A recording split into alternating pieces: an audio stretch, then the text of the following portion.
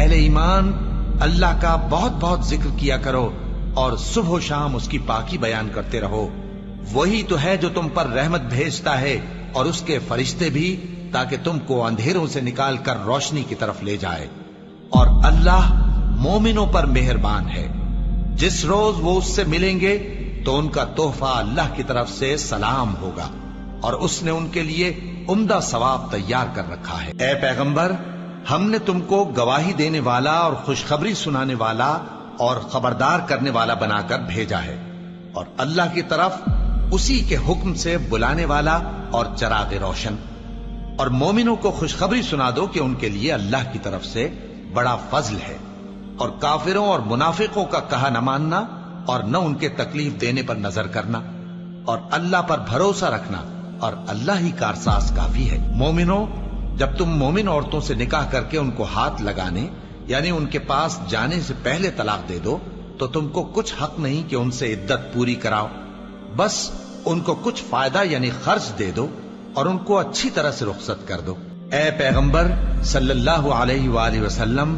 ہم نے تمہارے لیے تمہاری بیویاں جن کو تم نے ان کے مہر دے دیے ہیں حلال کر دی ہیں، اور تمہاری باندیاں جو اللہ نے تم کو کفار سے بطور مال غنیمت دلوائی ہیں، اور تمہارے چچا کی بیٹیاں اور تمہاری پھوپھیوں کی بیٹیاں اور تمہارے ماموں کی بیٹیاں اور تمہاری خالاؤں کی بیٹیاں جو تمہارے ساتھ وطن چھوڑ کر آئی ہیں، سب حلال ہیں.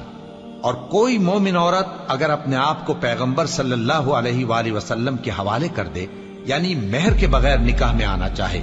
بشرطے کہ پیغمبر صلی اللہ علیہ وآلہ وسلم بھی اس سے نکاح کرنا چاہیں، وہ بھی حلال ہے. لیکن یہ اجازت اے نبی صلی اللہ علیہ وآلہ وسلم خاص تم ہی کو ہے، سب مسلمانوں کو نہیں. ہم نے ان کی بیویوں اور باندیوں کے بارے میں جو مہر واجب الادا مقرر کر دیا ہے ہم کو معلوم ہے. یہ اس لیے کیا گیا ہے کہ تم پر کسی طرح کی تنگی نہ رہے، اور اللہ بخشنے والا ہے، مہربان ہے. اے پیغمبر صلی اللہ علیہ وآلہ وسلم، تم کو یہ بھی اختیار ہے کہ جس بیوی کو چاہو پیچھے رکھو اور جسے چاہو اپنے پاس رکھو، اور جس کو تم نے پیچھے کر دیا ہو اگر اس کو پھر اپنے پاس طلب کر لو تو تم پر کچھ گناہ نہیں. یہ اجازت اس لیے ہے کہ ان کی آنکھیں ٹھنڈی رہیں اور وہ رنجیدہ نہ ہوں، اور جو کچھ تم ان کو دو اسے لے کر سب خوش رہیں، اور جو کچھ تمہارے دلوں میں ہے اللہ اسے جانتا ہے، اور اللہ جاننے والا ہے، بردبار ہے. اے پیغمبر صلی اللہ علیہ وآلہ وسلم، ان کے سوا اور عورتیں تم کو جائز نہیں، اور نہ یہ کہ ان بیویوں کو چھوڑ کر اور بیویاں کر لو، خواہ ان کا حسن تم کو کیسا ہی اچھا لگے، مگر وہ جو تمہارے ہاتھ کا مال ہے یعنی باندیوں کے بارے میں تم کو اختیار ہے، اور اللہ ہر چیز پر نگاہ رکھتا ہے. اللہ اکبر،